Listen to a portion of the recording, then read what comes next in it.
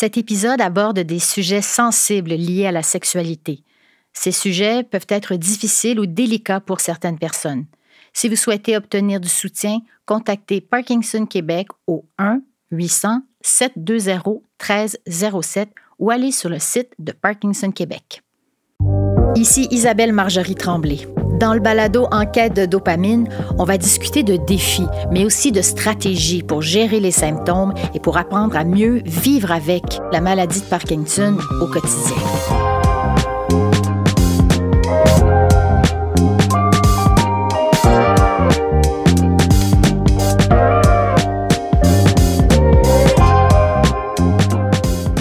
Bonjour, mon nom est Isabelle Marjorie Tremblay et bienvenue dans le balado de Parkinson Québec, Enquête de dopamine.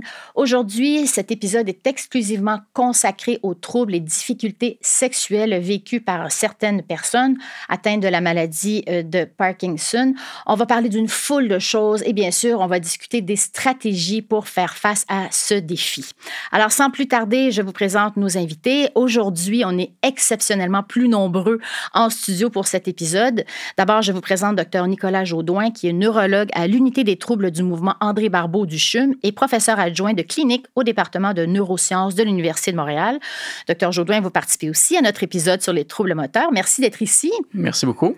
Également avec nous en studio, Geneviève Côté, qui est sexologue et psychothérapeute depuis 2021. Vous intervenez souvent dans les médias. Geneviève, vous vous êtes intéressée beaucoup à l'impact de certaines maladies sur la sexualité des gens, notamment les gens atteints du cancer et aussi plus récemment les gens atteints de la maladie de Parkinson. Vous êtes chargée de cours au département de sexologie de l'UQAM. Merci d'avoir accepté de participer à cette discussion. Ça fait plaisir, merci. Et nous accueillons aussi en studio Sonia K. Laflamme. Sonia, vous êtes romancière de livres jeunesse et vous avez aussi écrit un polar, c'est-à-dire un roman policier intitulé Dopamine, dont le personnage principal est atteint de la maladie de Parkinson. Vous vivez avec cette maladie depuis environ 15 ans. Vous êtes aujourd'hui célibataire et la sexualité fait partie des grands défis de votre vie. Vous avez généreusement accepté de nous en parler. Vraiment, merci beaucoup. Ça va certainement parler à beaucoup de gens. On va commencer par vous, Dr Jaudoin. Pour mettre la table, en fait, quelles sont les statistiques qu'on a à ce sujet? Donc, quelle est la proportion des gens qui sont atteints de la maladie de Parkinson qui vont vivre des défis au niveau de leur vie sexuelle? Bien, pour commencer, je dirais que les problèmes sexuels surviennent dans la population générale, pas seulement chez les patients parkinsoniens. En vieillissant, on peut avoir certains dysfonctionnements au niveau neurologique, vasculaire. Donc, il y a plusieurs causes pour amener des problèmes d'ordre sexuel. En général, on considère qu'il y a environ 50% des patients atteints de la maladie de Parkinson qui vont être affectés par des difficultés sexuelles. On va continuer donc avec l'ABC de la sexualité sur le plan physiologique avec vous, donc qui êtes neurologue. La maladie de Parkinson est une maladie neurologique et les fonctions sexuelles sont aussi contrôlées par le système nerveux.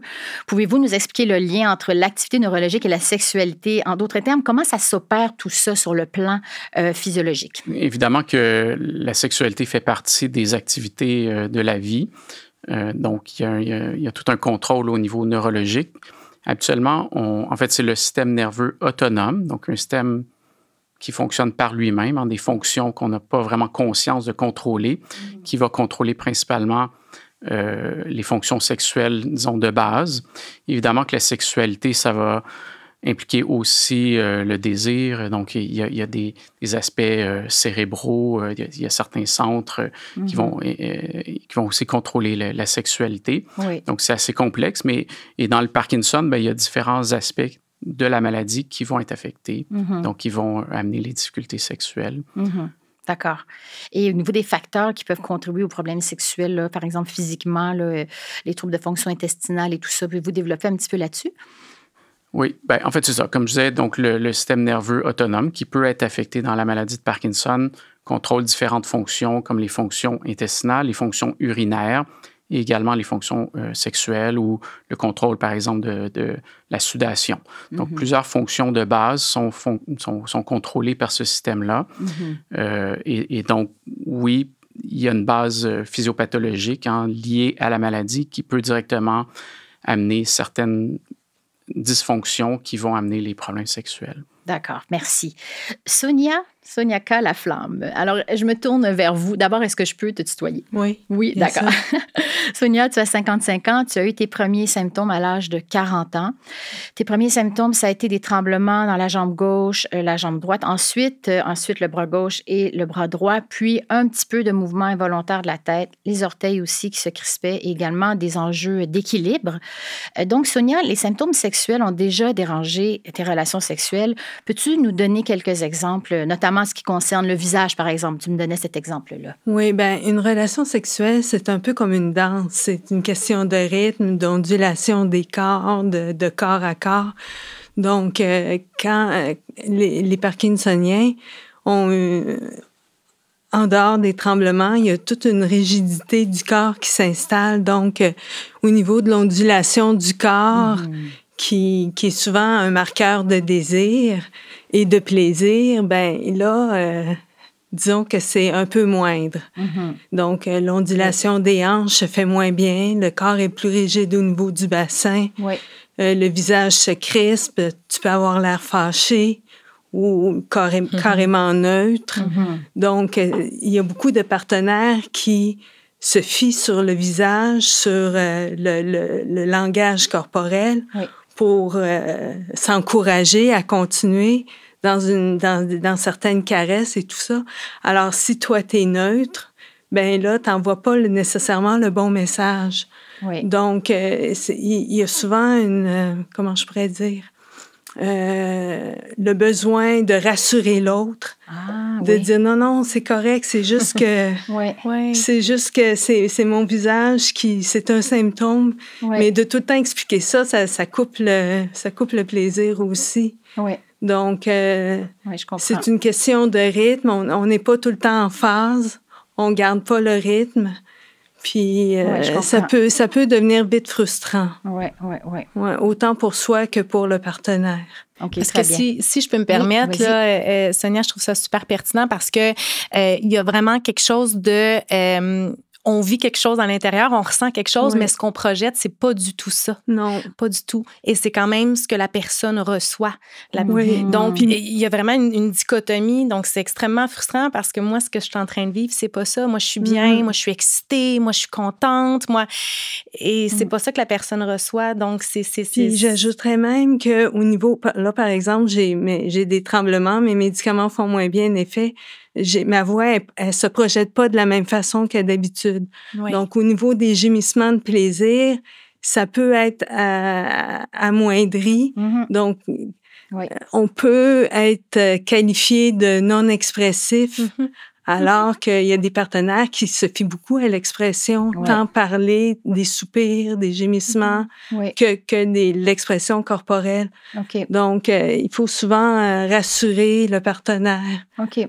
Puis même au niveau de la séduction, hein, tu sais, quand on est dans l'approche, dans la séduction, c'est très, très non-verbal. Oui, on va utiliser des mots pour dire qu'on est intéressé, mais souvent, ça va se vivre au niveau du corps, au niveau de comment qu'on bouge, comment qu'on réagit. On fait un petit clin d'œil, Donc, il y a tout ça aussi qui est atteint. Donc, juste au niveau de l'approche, là, on n'est même pas rendu à la sexualité, mais juste au niveau de l'approche, déjà, Colin, on a un obstacle, là, puis là, on en a un autre, on en a un autre. Donc, c'est quand même... c'est frustrant. C'est le mot. C'est frustrant. Et puis, tu me parlais également des tremblements qui étaient déjà arrivés pendant les relations sexuelles. Qu'est-ce que tu peux nous expliquer là-dessus? Ben, par exemple, quand tu inities une caresse, que ce soit au niveau de la masturbation, de la stimulation du pénis ou clitoridienne, par exemple, juste le fait d'initier un mouvement de va-et-vient, ça accentue le mouvement de tremblement, puis là, tu perds carrément le contrôle. Donc, tu peux faire mal à l'autre, tu peux te faire mal à toi. Ta caresse devient un tapotement. C'est ça. Donc, c'est pas ce que toi, tu as envie de donner. Donc, des fois, ça peut arriver que carrément, tu te retires de ça, tu deviens passif, soumis. Puis encore là, c'est pas nécessairement ce que l'autre partenaire souhaite d'une relation sexuelle. Tu m'expliquais aussi que parfois, ça se rendait quand même assez loin. Puis là, tout d'un coup, tu te mettais à trembler davantage à la fin, là, au moment où tu es sur le point d'atteindre l'orgasme. Et puis là, Peux-tu m'en parler un petit peu? Oui, bien, c'est comme s'il y avait tellement de choses qui arrivent en même temps, qui se passent en nous. Oui. On a à gérer le tremblement, on veut pas que ça apparaisse, on veut pas, on se crispe. C'est vraiment toutes sortes de choses qui arrivent en même temps, puis qu'on n'a pas de contrôle là-dessus. Puis à un moment donné, ça devient stressant. Oui, ça devient stressant, puis c'est déconcertant. Déconcertant. Parce que c'est prouvé que l'excitation va amener l'exacerbation des dyskinésies, c'est-à-dire des mouvements un peu incontrôlables. C'est normal. Ça, avec le système qu'on appelle sympathique activé, qui fait partie du système nerveux autonome. Donc, c'est normal que quand on est excité, puis ça, c'est pour tout le monde, là, diagnostic d'une maladie ou pas. Donc, c'est normal que ça s'active, mais dans le cas de la maladie de Parkinson, c'est déjà très, très activé. Donc, ça devient un petit peu hors de contrôle. On est hypersensible, donc c'est multiplié par 10. Oui. Merci beaucoup de nous raconter ça. Ça ne devrait pas être un sujet tabou. Là. Ça parle vraiment à tout le monde et j'apprécie ta générosité. Vraiment, je te le dis merci, puis je vais te le répéter. Maintenant, je me tourne vers Geneviève. Donc, avec le Parkinson, il y a certaines personnes, bien sûr, qui ressentent de l'anxiété, de la dépression, de la fatigue, des symptômes non moteurs, donc, bien sûr, la préoccupation, bien, le stress qui vient avec tout ça. Et toi qui es sexologue, comment l'annonce d'un tel diagnostic peut affecter la santé sexuelle de quelqu'un si on parle vraiment d'un angle psychologique, d'un angle relationnel? Tu as déjà accompagné des survivants du cancer, mais est-ce que c'est commun là, que cette nouvelle-là du Parkinson, par exemple, affecte cet aspect-là de la vie? Mais c'est sûr, c'est un choc. Je veux dire, c'est une grosse et on se leurra pas, la mauvaise nouvelle. Là. Donc, déjà, on est un petit peu en position de survie. Donc, c'est normal que notre sexualité soit atteinte. Il faut prendre le temps quand même de digérer cette nouvelle-là, ce choc-là. J'ai envie de dire, donnez-vous du temps. Si vous venez, s'il y a des gens qui nous écoutent puis qui viennent de recevoir ce diagnostic-là, donnez-vous du temps. C'est normal que là, vous voyez la sexualité comme plus possible, comme j'y arriverai pas, oh mon Dieu, c'est fini ça pour moi. Non, il faut se donner du temps. Et aussi, c'est sûr que ça va venir perturber le fonctionnement, non seulement de la réponse sexuelle, parce que justement, le système nerveux autonome, comme Dr. Jodoin a expliqué, est très, très sollicité. Et ça a un impact direct sur la réponse sexuelle, mais aussi au niveau des mouvements du corps et tout ça. C'est comme si on perd un petit peu une partie du contrôle de notre corps. Puis, c'est avec quoi qu'on fait l'amour? On fait l'amour avec notre tête aussi, mais on fait beaucoup l'amour avec notre corps. Donc, c'est normal que ça soit épeurant. Et les recherches le disent, il y a une personne sur deux qui va vraiment être très, très, très préoccupée par les impacts sur la sexualité. Donc, tu sais, les gens connaissent quand même, sans connaître en détail, c'est quoi le Parkinson. Donc, c'est sûr qu'on a cette nouvelle-là. Puis ça va avec n'importe quel diagnostic, comme un diagnostic de cancer, où on s'imagine, on peut tomber facilement dans le scénario catastrophe un petit peu. Donc, c'est sûr que ça perturbe. Puis en même temps, on a d'un côté, si, exemple, on est en couple, on a notre partenaire qui n'a pas ce diagnostic-là, qui, lui ou elle, a sa sexualité qui continue comme avant.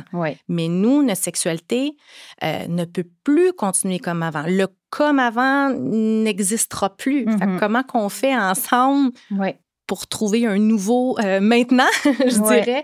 Donc, c'est quand même, ça peut être très, très, très, très épeurant, tu sais. Et tu me parlais de l'anxiété, peu importe l'âge et peu importe l'état, c'est un anti-sexe. C'est ton expression. Peux-tu développer un peu là-dessus? Oui, ben c'est ça. Ben, l'anxiété, puis ça, c'est peu importe. Dans le fond, pour que le désir existe, pour qu'il soit là, pour que la réponse sexuelle aussi, pour que la relation sexuelle soit satisfaisante, il faut qu'il y ait de l'espace. Pour qu'il y ait de l'espace, il faut qu'il y ait de l'espace mental, faut qu'on ait Et quand on a des interférences cognitives qu'on appelle, donc l'anxiété crée énormément d'interférences cognitives, ben là, il n'y en a plus d'espace. Donc, c'est sûr, quand on vient de recevoir un diagnostic comme ça, ou même si ça fait un bout qu'on l'a, ou comme tu l'as nommé, Sonia, là, juste le stress de « Oh mon Dieu, comment la personne va réagir? Il faut que j'explique. » Bien ça crée de l'anxiété. L'anxiété, c'est un tu-désir, là, que ce soit à cause de la charge mentale, parce qu'on est tout seul à faire le ménage, puis l'épicerie, puis s'occuper des enfants, que ça soit parce qu'on a le Parkinson, c'est un tu-désir. Donc, ces interférences cognitives-là vont avoir vraiment, vraiment des impacts sur toute la relation sexuelle.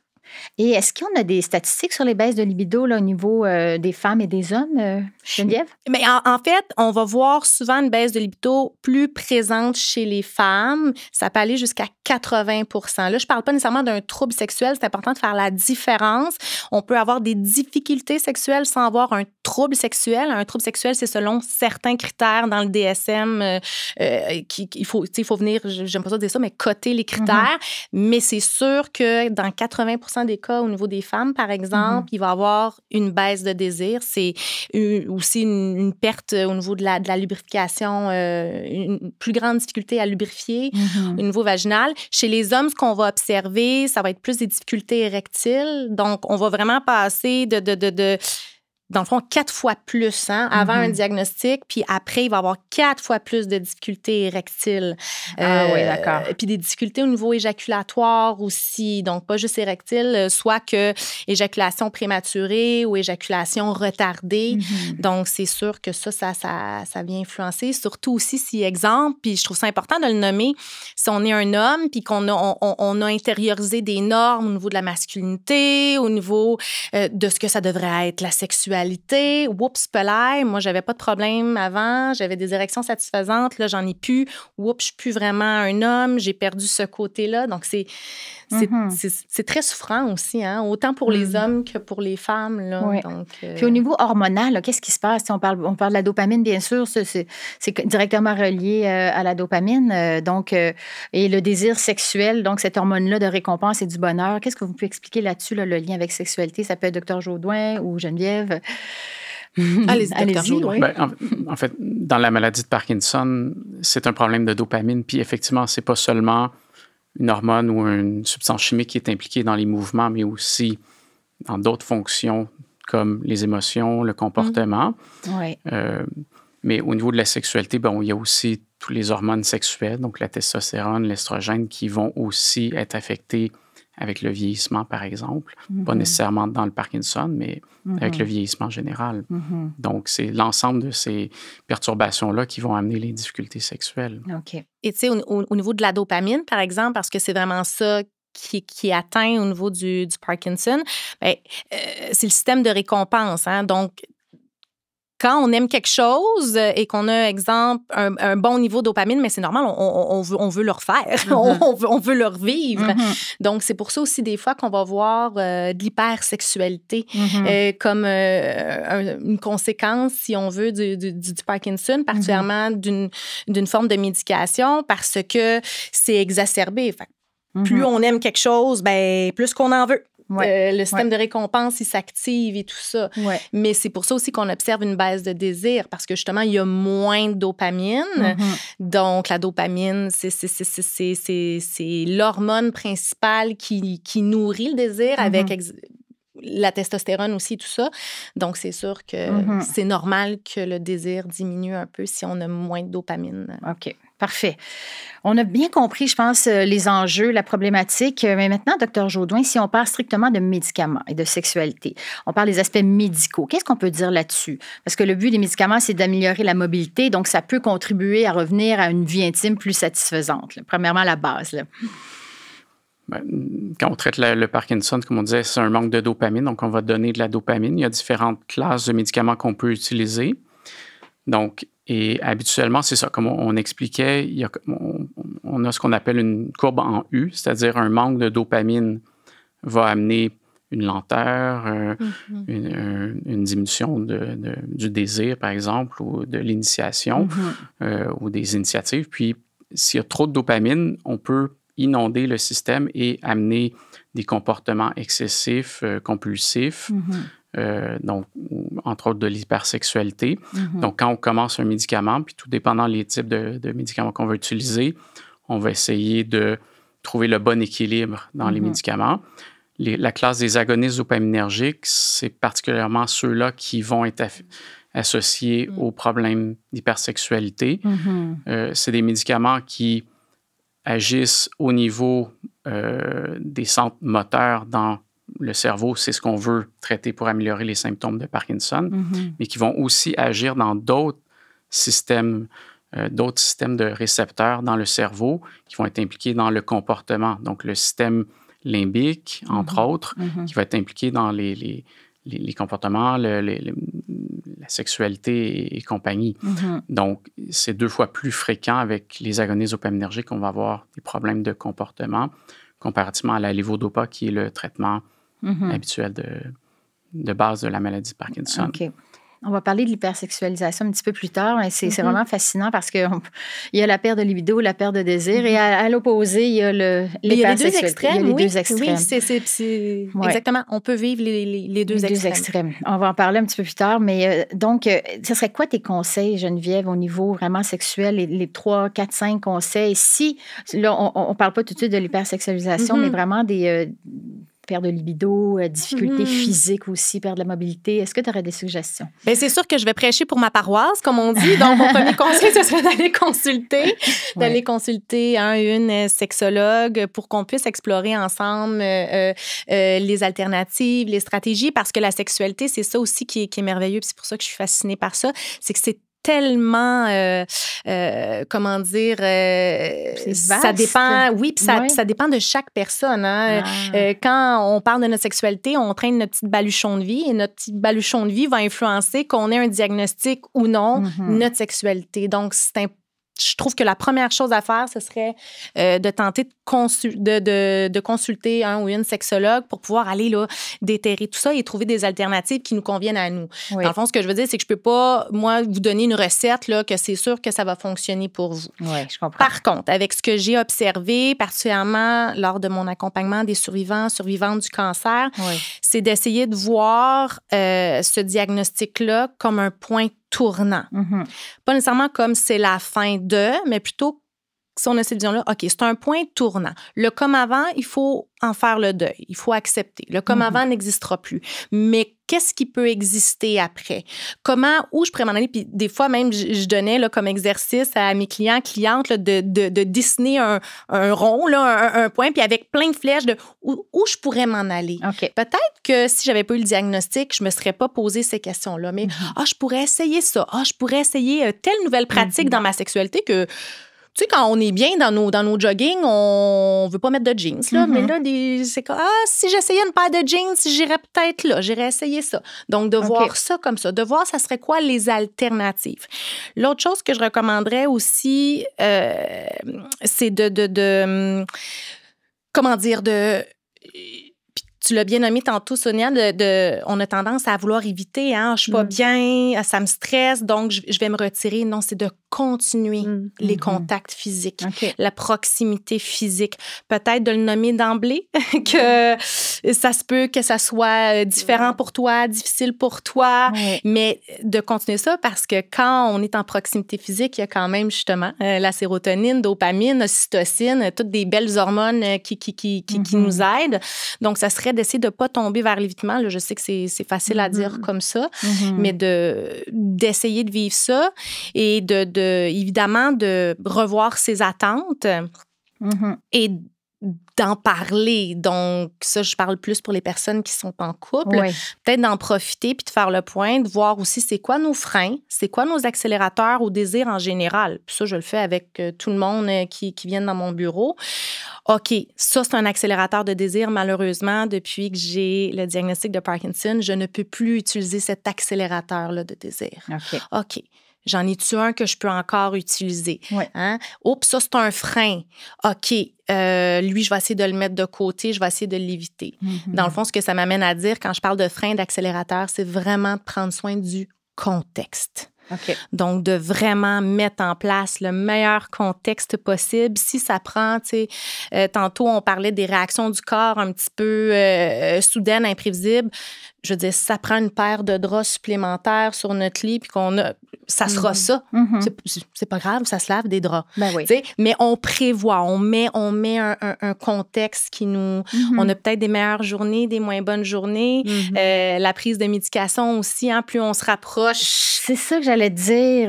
Parce que les gens atteignent, il y en a qui ont des horaires là, incroyables, puis ils sont tellement bien organisés. Là, puis je me disais, OK, comment on fait pour rentrer la vie sexuelle dans notre horaire aussi? Peut-être, c'est de le rentrer à un moment où peut-être les symptômes sont moins présents. Peut-être qu'on ne sera pas allumé comme ça, mais OK, on sait que ce moment-là, au moins physiquement, on va être plus apte à. Donc, ça peut être aussi quelque chose qu'on peut mettre en place. Là. Donc, un peu moins de spontanéité, mais un peu plus de planification et d'organisation. Ça peut sembler plate, mais ça peut valoir la peine aussi. Mais tu sais, ça, là, je veux dire, les nouveaux parents qui viennent me consulter, je veux dire, je dis la même affaire. C'est quelque chose qui fonctionne. Ou pour les couples que ça fait des années qui sont ensemble, ça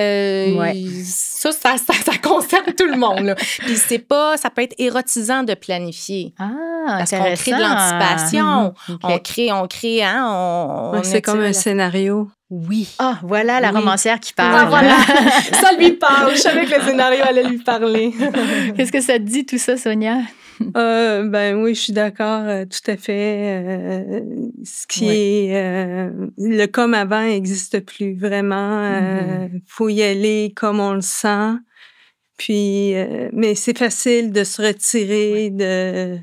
Baisser les bras. C'est vraiment facile. Oui. C'est normal. C'est normal. Oui. Mais ça finit par faire mal de se retirer aussi. Oui. Puis je suis vraiment consciente, tu sais, tantôt tu nommais tu es célibataire, je pense, c'est ça. Donc il y a quelque chose aussi que c'est d'autant plus difficile de rencontrer. Oui. Quand on a notre partenaire depuis X nombre d'années, on a quand même une forme d'intimité qui s'est créée, qui est peut-être pas nécessairement hypersexuelle, mais on en a une, donc on est capable quand même de répondre à certains besoins.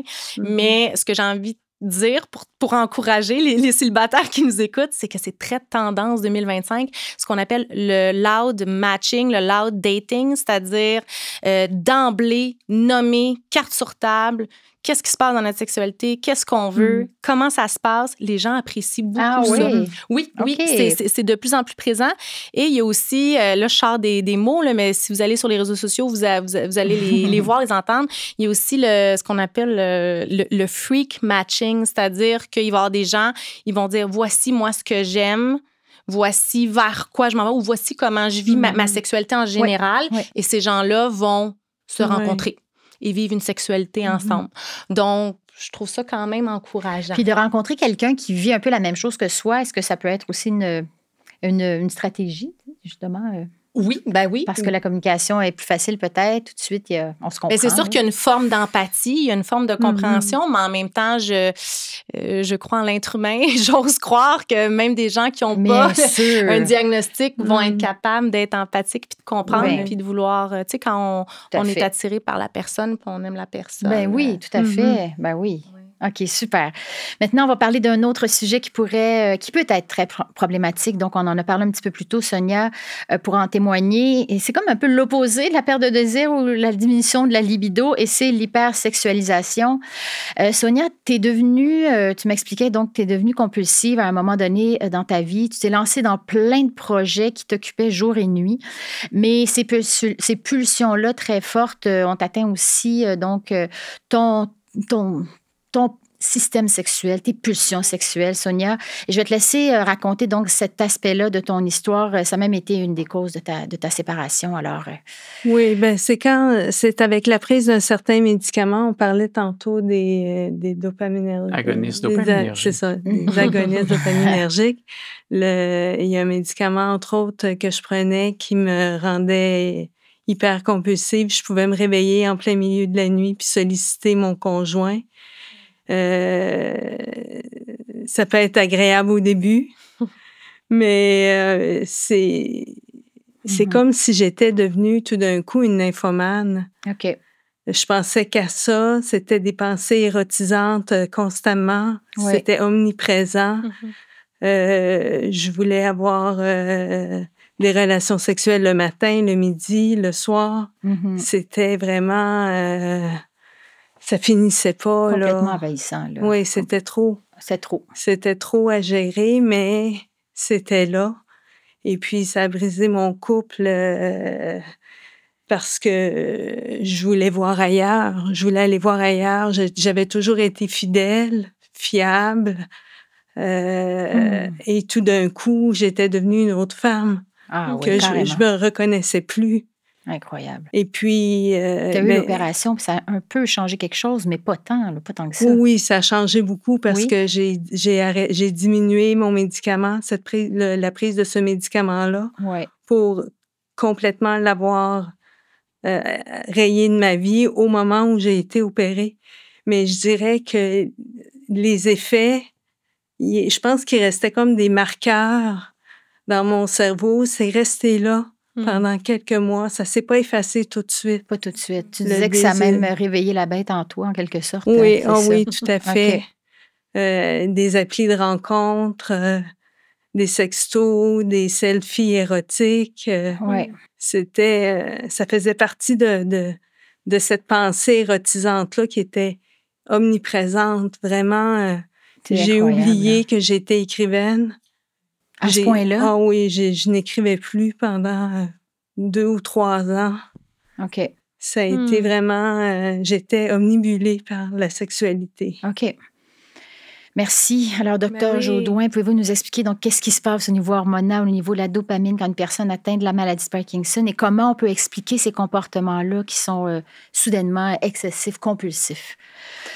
Oui, en fait, c'est ça. Donc, quand on utilise les médicaments pour traiter les symptômes moteurs de la maladie, il ne faut pas oublier que les médicaments peuvent aussi avoir des effets sur les fonctions qu'on dit non motrices, donc dans le cerveau, entre autres les fonctions sexuelles, donc avec l'activité au niveau du système limbique.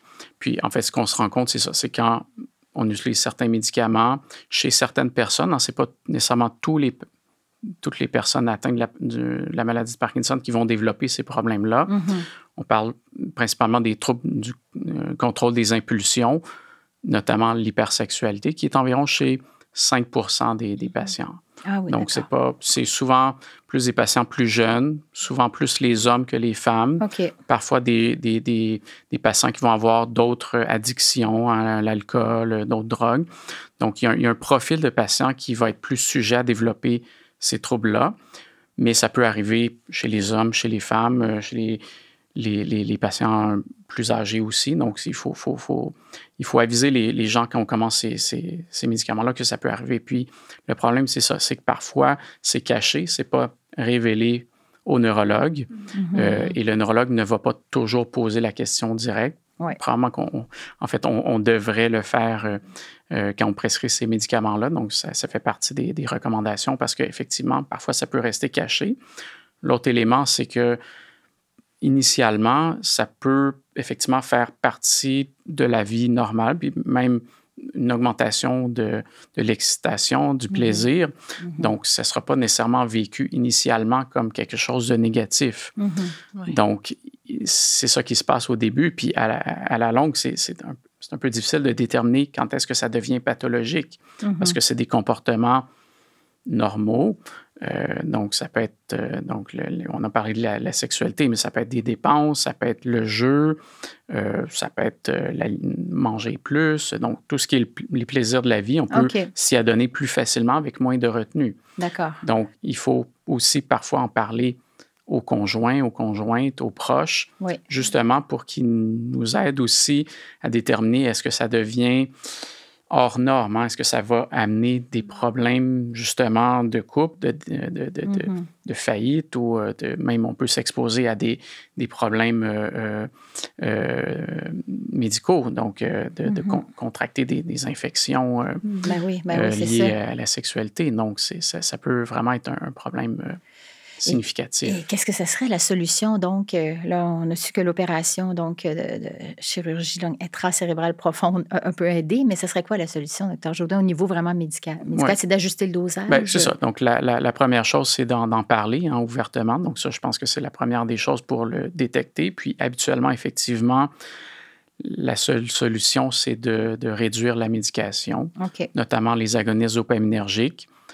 On peut compenser en utilisant d'autres médicaments comme la lévodopa qui va avoir moins tendance à provoquer ces problèmes-là, mais même parfois, effectivement, il peut y avoir comme une mémoire, un résidu qui est présent. Effectivement, que la stimulation cérébrale profonde, c'est une option possible.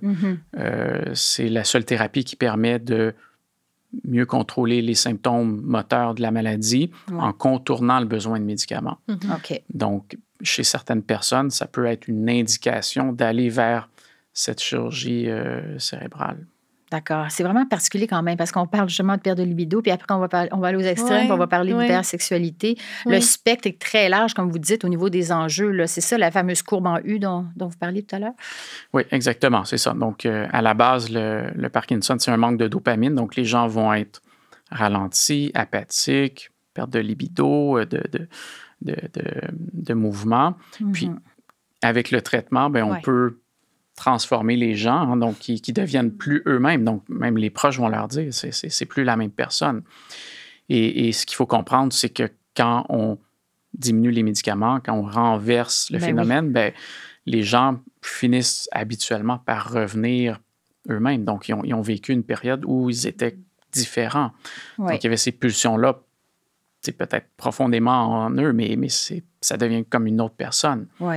Mais je trouve ça intéressant ce que vous nommez par rapport à les stratégies pour contrer ça ou pour adresser ça, d'en parler, évidemment. Puis j'aime l'idée du travail d'équipe avec le ou la partenaire de, OK, on établit un cadre ensemble, on va dire un carré de sable, OK? Bon, il faut que je joue dans ce carré de sable-là. Tant que je reste dans ce carré de sable-là, ça fait du sens. Donc, je risque peut-être que ça s'intensifie, mais donc de l'établir ensemble puis d'avoir notre partenaire qui nous dit, OK, là, je suis là, ça s'en va un petit peu trop à l'extérieur du carré de sable. Ça peut être bien. C'est sûr que, vous l'avez nommé, il y a quelque chose d'excessif, d'obsessif. Donc, il y a vraiment quelque chose au niveau de la gestion des pensées, donc de faire un travail sur la diffusion des pensées. Je prêche encore pour ma paroisse. Donc, en psychothérapie, on peut travailler ça. C'est la même chose qu'avec de l'anxiété, par exemple. On va essayer de travailler comment je peux me décoller de mes pensées. Donc, c'est sûr que si on arrive à se défusionner de nos pensées, bien, on a un meilleur contrôle sur nos pensées. C'est pas magique, ça veut pas dire qu'on n'en aura plus des pensées comme tu nommes, Sonia, érotisantes. Mais au moins, on va essayer d'apprendre à comment un petit peu plus les contrôler. OK. Puis à mettre des éléments en place, OK, là, je suis rendue à avoir ces pensées-là. Je le sais que quand j'ai ces pensées-là, je passe à l'acte. Exemple, que ce soit sur les réseaux de rencontres ou quoi que ce soit. Donc, je mets mon mécanisme en place qui me protège de ça parce que c'est ça qui arrive avec l'hypersexualité, c'est que souvent, oui, la personne va se mettre à risque. Voilà, tout à fait. Je pense que Sonia peut en témoigner. Oui, c'est étrange ce qui se passe. C'est qu'on sait parfaitement ce qui est en train de nous arriver. Oui. On sait ce qu'on fait. On sait qu'il risque d'y avoir des conséquences, mais on le fait quand même. Ben oui. OK. C'est vraiment... plus fort que... Oui, c'est plus fort que... C'est comme la fameuse poussée quand on accouche, c'est irrésistible. Ah oui, c'est ça, à ce point-là. Oui, c'est plus fort que nous. Tu disais que tu t'es mise en danger à un moment donné, hein? Oh oui, souvent, je veux dire, rencontrer des partenaires que je connaissais pas, avoir parlé 15 minutes sur Internet avec eux, puis déjà leur ouvrir la porte ou se rendre chez eux sans savoir est-ce que la personne va être seule ou est-ce qu'il va y avoir un groupe qui va m'accueillir, dans quelles conditions. C'est... Comme Dr. Jaudoin a dit aussi au niveau de contracter des ITSS. Donc, c'est sûr, moi, pour ceux et celles qui écoutent, si vous vous reconnaissez là-dedans, dans l'hypersexualité et que vous avez plusieurs partenaires, par exemple, bien, c'est sûr, moi, je recommande un dépistage là, aux 3 mois. Là. Donc, ça peut être une façon au moins de protéger votre santé physique. Là. Ça peut être quelque chose qui peut être mis en place. Là. OK, d'accord. Sonia, de ton côté, tu ne vis plus l'épisode d'hypersexualité. Là, tu m'exprimais ça. Comment tu as fait pour changer les choses? Ben, c'est parti avec le temps, tranquillement. Il faut être patient.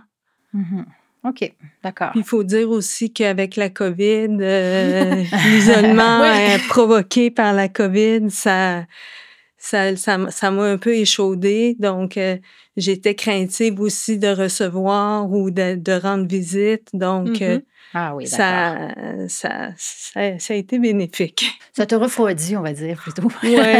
C'est ça.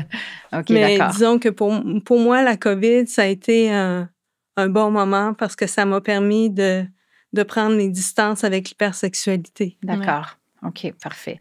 Sonia, elle est célibataire, donc elle a eu différents partenaires, mais dans les couples, l'hypersexualité, ça peut vraiment être un problème, là. Puis je pense que c'est plus souvent les hommes. Est-ce qu'on a bien dit ça? Oui, d'accord. Oui, c'est plus... oui. C'est...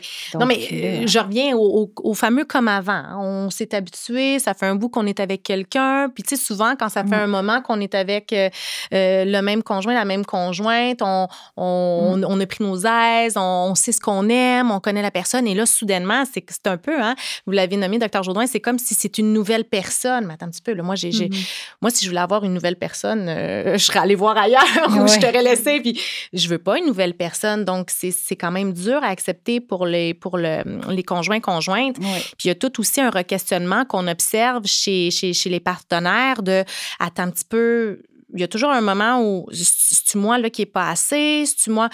la valeur peut être atteinte aussi. OK, j'arrive plus à la satisfaire, à le satisfaire, je suis pas assez, je suis pas... Donc, le ou la partenaire va aussi ramener ça à soi de qu'est-ce que je fais de pas correct, ce qui peut être quand même très souvent. Puis souvent, on va s'ennuyer de la personne avec qui on avait, par exemple, une sexualité satisfaisante.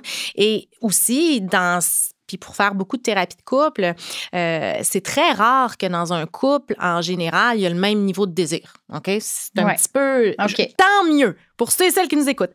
Tant mieux si vous vous êtes trouvés à ce niveau-là. C'est un gros plus. Mais en général, c'est quand même différent. Donc, imaginez si c'est déjà différent à la base.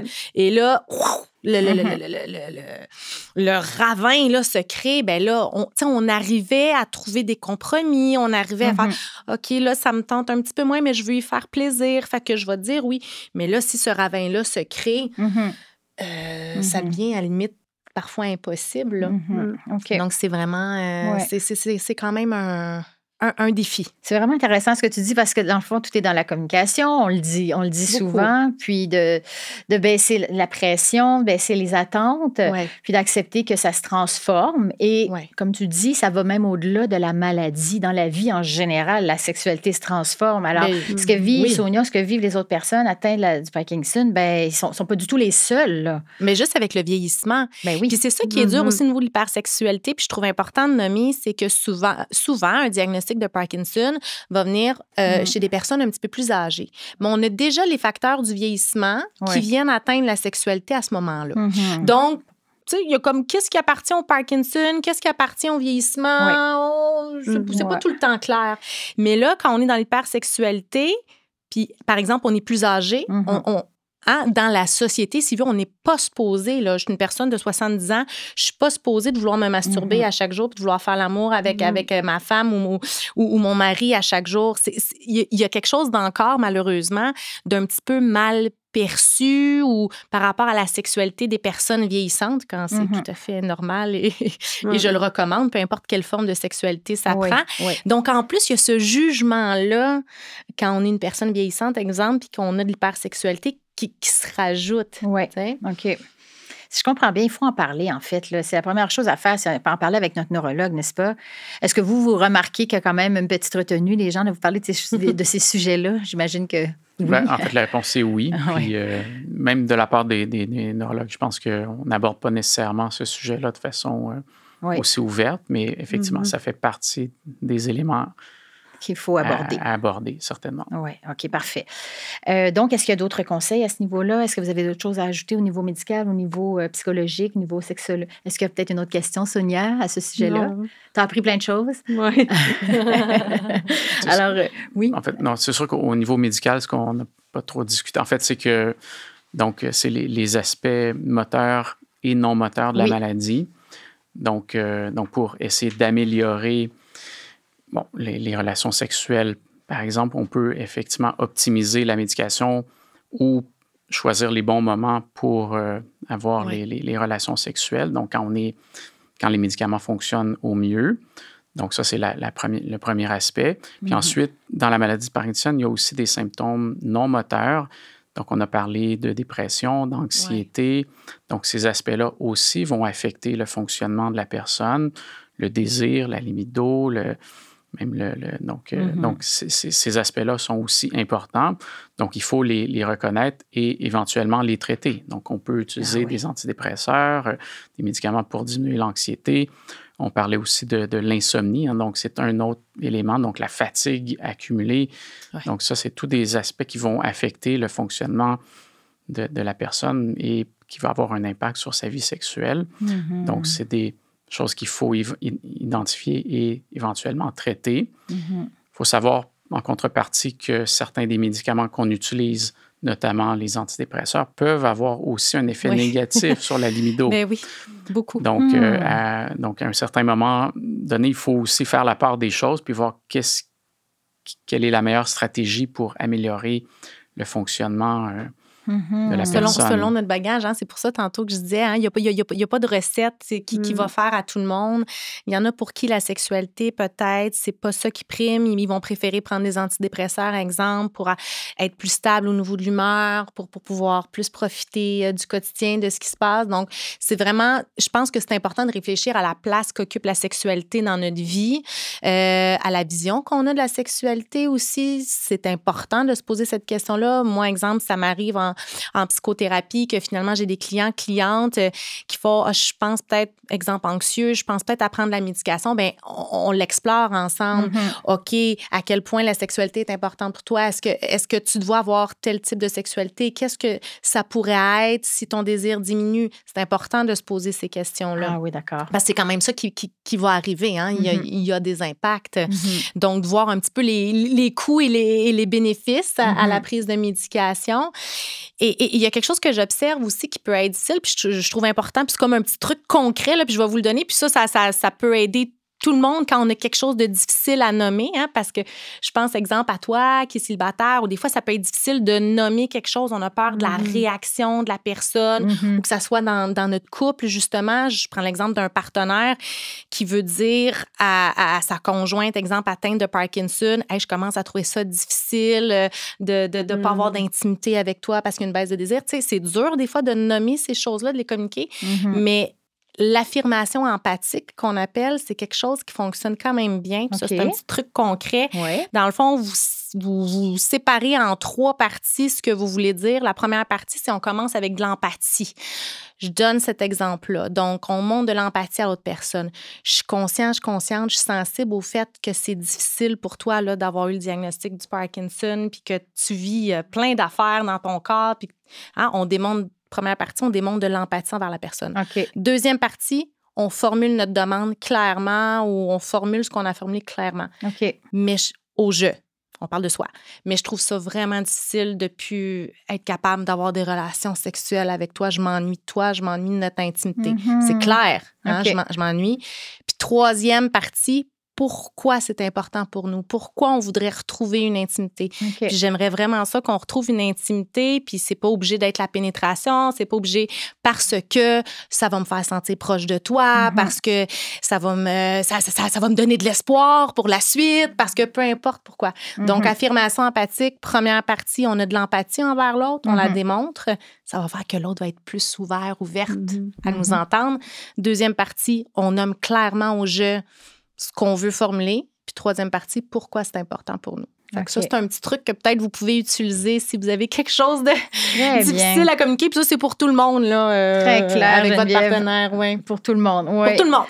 Merci, parce que c'est pas tout le monde qui a accès à des sexologues, il faut le dire quand même. Hein? Donc, est-ce qu'il y aurait des ressources, donc, que tu pourrais nous référer à ce niveau-là? Et même chose au niveau de Dr. Jodoin. Quelles sont les ressources, des pistes pour les auditeurs? Bien, c'est sûr que vous pouvez toujours aller visiter le site de l'Ordre professionnel des sexologues du Québec. Puis vous pouvez faire votre recherche aussi selon différents termes. Donc, exemple, vous pourriez chercher maladie chronique ou ce genre de choses-là pour trouver peut-être les sexologues qui sont plus habilités là, à vous accompagner. Ouais. Je trouve que il peut y avoir des bons d'autres. Hein, là, je veux pas. Là, on est en balado, mais il y a d'autres bons balados. Exemple, il y a le balado que Le Devoir a fait qui s'appelle Les Guéris, puis c'est l'épisode 3 particulièrement qui parle justement d'un couple c'est un diagnostic du cancer, là, mais comment le couple a surmonté ce diagnostic du cancer-là au niveau de leur intimité. Donc ça peut être intéressant. Il y a aussi Rena Malik, qu'elle s'appelle. Elle est américaine, je crois. C'est une neurologue et, je l'ai en anglais dans la tête, chirurgienne pelvienne. Voilà. Qui donne, tant au niveau des hommes que des femmes, qui a des capsules YouTube, si on veut, puis qui donne quand même des informations et parfois même des trucs, tout ce qui est par rapport là, au côté plus fonctionnel, là, biologique du corps par rapport à la sexualité. Donc, ça, c'est une autre ressource. Bien, merci. Que vous des bonnes ressources en ligne. Oui. OK. Docteur Jaudoin, est-ce qu'il y a quelques ressources? Oui. Bien, en fait, je dirais au niveau médical, habituellement, donc, je pense que la première chose, c'est en parler au neurologue traitant ou à l'infirmière clinicienne. Parfait. Éventuellement, donc, tout n'est pas nécessairement lié au Parkinson. Donc, il faut voir aussi au niveau de la santé générale, au niveau urologique ou gynécologique, il y a peut-être d'autres aspects à explorer. Hein. Donc, ce n'est pas nécessairement lié au Parkinson, les difficultés. Tout à fait, oui, c'est vrai. Donc, ça, c'est un autre point. Parfait. Et il y a les ressources de Parkinson Québec. Hein, c'est bien sûr. Et ses partenaires en région aussi, donc, qui développent toujours du contenu en continu. Et on a aussi, donc, chez Parkinson Québec, le livret Parkinson, relations et sexualité qui est accessible sur le site web de Parkinson Québec.